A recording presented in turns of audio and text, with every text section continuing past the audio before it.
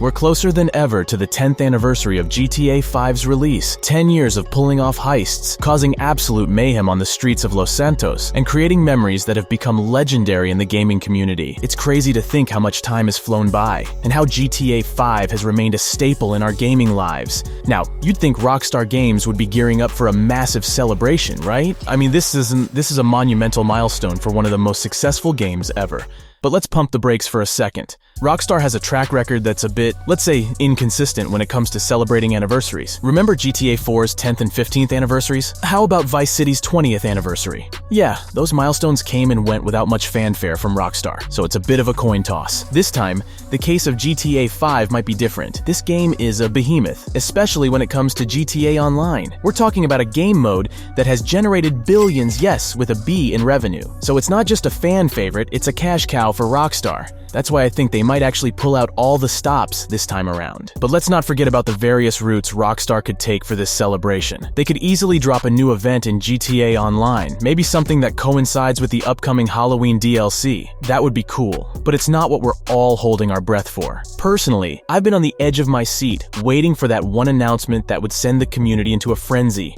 GTA 6. Imagine if Rockstar decided to celebrate GTA 5's 10th anniversary by finally giving us a glimpse of the next chapter. Alright, let's switch gears a bit and talk about something that caught my eye. Our reliable Rockstar Games insider and data miner, Tezfans2, recently posted something interesting on GTA forums. He said, everything seems to line up for a high likelihood of Rockstar announcing Grand Theft Auto 6 soon, probably in the coming months. If that happens, we might see a new collectible, or a new hunt relating to GTA 6 within the December update. Just like the treasure hunt with the Doomsday Heist update. Or it's probably a bit early, and we could see that with the summer update instead. I could see a new hunt or a collectible or a random event on Cayo Perico to T6. It would make the most sense. Personally, I've been giving a lot of thought to what Tez said, and everything just seems to make perfect sense. If Rockstar is indeed gearing up to release the GTA 6 trailer soon, then introducing a new hunt or a collectible quest would be the logical move, don't you think? I mean, look at how they promoted Red Dead Redemption 2, which has sold over 55 million units worldwide as of September 2023. It followed a similar pattern. Also, there's a growing feeling among fans that GTA 6 could be unveiled this October. Now, you might be wondering, where's all this coming from? Well, here's the backstory. Rockstar Games and Sony have maintained a strong partnership for a long time. It goes way back to the release of Grand Theft Auto Vice City back in October 2002. And it's not just Vice City. Think about other iconic titles like GTA San Andreas, GTA 5, Max Payne 2, Manhunt, and more. It's like they've set a tradition of sorts. The choice of October releases isn't arbitrary either. It's strategically timed to coincide with the holiday season sales rush. Adding to the equation, Take-Two is eyeing a substantial revenue boost of $3 billion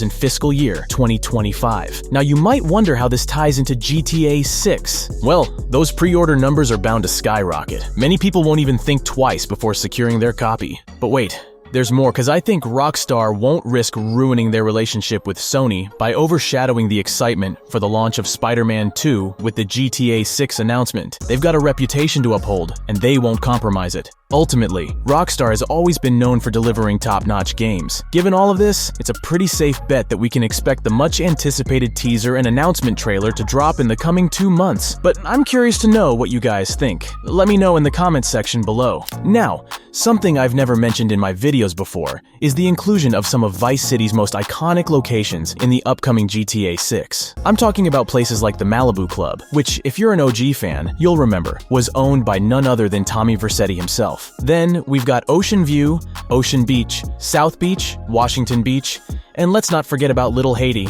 First, let's talk about what this means for the game. I think the fact that Rockstar is including these locations in GTA 6 is a massive deal, because it signifies that Rockstar is finally adapting Vice City into the HD universe. This is something we've all been waiting for, and it's finally happening. Now, you may wonder, why is this so important? These locations aren't just random spots on the map. They play a huge part in making Vice City what it is. They're the backbone of this city, contributing to the atmosphere, the vibe, and the overall experience of the game. I mean, who can forget the first time they walked into the Malibu Club and felt like they owned the place? Or cruising down Ocean Beach with that sunset in the background? But now let's move on to something else, but related to this topic, specifically, enterable buildings. From what we know based on last year's leaks, GTA 6 is going to feature a ton of them, or at least way more than GTA 5, including motels, restaurants, pawn shops, nightclubs, and even apartments. This is a game changer, guys. The level of immersion this will bring to the game is going to be off the charts. But let's not forget about the gameplay implications here. Enterable buildings mean more opportunities for missions, side quests, and random encounters. Personally, I've always felt that GTA games could benefit from more indoor environments, and it looks like Rockstar is finally listening. First, let's talk about the nightclubs. In a couple of the leaked clips, we see Jason and Lucia strutting their stuff inside the Jack of Hearts nightclub. Now, this isn't just a one-off location, it's one of many nightclubs scattered across the map. Once Lucia leaves the club, we get a glimpse of what neon-lit Vice City is going to look like, and let me tell you, it's absolutely stunning. The lighting, the atmosphere, everything screams Vice City, and I really can't wait to explore this city by myself. Now let's pivot to another topic, safe houses. There's another leaked clip featuring Lucia and Jason inside a motel room at Port Gellhorn, and it's pouring rain outside. This could very well be one of the safe houses you'll use as a hideout while progressing through the main story. As of now, it's not confirmed what activities you'll be able to do in this motel room, aside from sleeping in a flea-ridden bed and watching TV. But let's not forget about the character switching. This clip is also where we see the instantaneous character switching in action. Now, Jason and Lucia weren't very far from each other in this particular clip, so we still don't know how the mechanic will work when switching between characters across the vast map of Florida. But even so, it's a fascinating feature that adds a whole new layer to the gameplay. Personally, I've always loved the idea of multiple protagonists in GTA games. It adds depth to the story and allows for more varied gameplay. So seeing this character switching feature in action, even in a limited capacity, has me super intrigued. I was kinda worried that Rockstar will get rid of this feature after the problems with switch time in GTA 5. And also, there's a pawn shop that both Jason and Lucia are seen entering separately in some of the leaked footage. Now, it's not confirmed what exactly we'll be able to do in these pawn shops, but fans are speculating that you'll be able to sell unwanted items and weapons, and buy new ones. I'm talking about stuff like electronics, including USB sticks for hacking, and weapons like smoke grenades, flashbangs, and even a spear gun. But another interesting thing we should shift our focus on are the character abilities. Well, we got a little teaser when Jason is seen entering the pawn shop. His ability gets activated by a developer, and we see ready-to-steal valuables being highlighted. But this could simply be a shared ability called Eagle Eye, which we've also seen in Red Dead Redemption 2. So, unfortunately, the jury is still out on what unique abilities our protagonists will have. But let's not forget about the possibilities here. Maybe Jason will have something like bullet time, similar to Michael from GTA 5 or even Max Payne. And what about Lucia? She might be the hacker in this Bonnie and Clyde story, giving us a whole new set of skills to play with. The possibilities are endless. Maybe you have some ideas. We've already seen how stunning GTA 6 looked when we got that huge leak on September 18th, 2022. Can you believe it's been almost exactly a year since then? Time flies when we're waiting for a masterpiece. But here's something to think about. Have you guys seen what Starfield looked like back then? I mean, the comparison between the 2022 and 2023 visuals is nothing short of mind-blowing. The difference is huge. Now, let's break it down. Everything from the volumetric lighting to the atmosphere and the insane attention to detail has been ramped up in Starfield. It's all phenomenal, and it got me thinking, if Starfield can make this much progress in just a year, what does that mean for GTA 6? Think about how many new planets Starfield has tweaked and added over just 1 year. Now, let's apply that same logic to Rockstar, a studio that's a powerhouse of talent. Imagine what they're capable of doing when delivering us new groundbreaking titles like GTA 6. But let's not forget about the broader implications here. If a game like Starfield can make such significant strides in a year, just think about the leaps and bounds GTA 6 could make. We're talking about a franchise that has consistently set the bar high. With Rockstar's track record, you know they're not just going to meet the standard, they're going to shatter it. Even though the leak happened a year ago, some of the videos were even showing game builds from 2018. So just imagine, it's been 5 years. So many things must have been improved in the meantime. Sadly, it's not all sunshine and rainbows, because a couple days ago, news broke that Michael Unsworth, a veteran at Rockstar, has left the company after 16 years. Now this is significant because he joins a growing list of longtime Rockstar employees who have parted ways with the company in recent years. But before you start panicking, let's put things into perspective. Michael Unsworth was primarily responsible for NPC dialogue in games like Red Dead Redemption 2, the Grand Theft Auto series,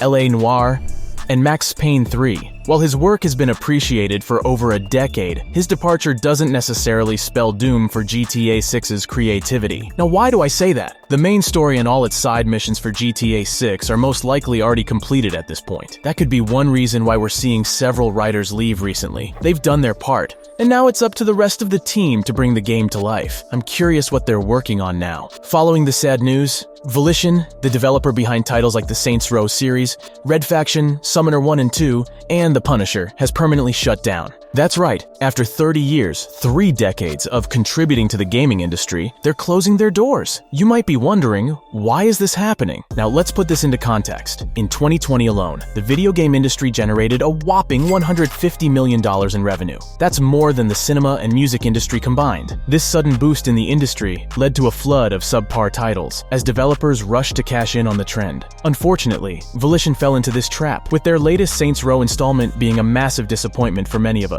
But let's not forget about others who've faced a similar fate. Developer Daedalic, for instance, is canceling their upcoming Lord of the Rings game after the letdown that was Gollum. It's a tough time for the industry, and it's heartbreaking to see studios like Volition go under. Their parent company, Embracer Group, recently announced a restructuring program aimed at maintaining their position as a leader in the gaming industry. As part of this program, they made the difficult decision to close Volition. Some people think this is unjust, given Volition's contributions to gaming over the years.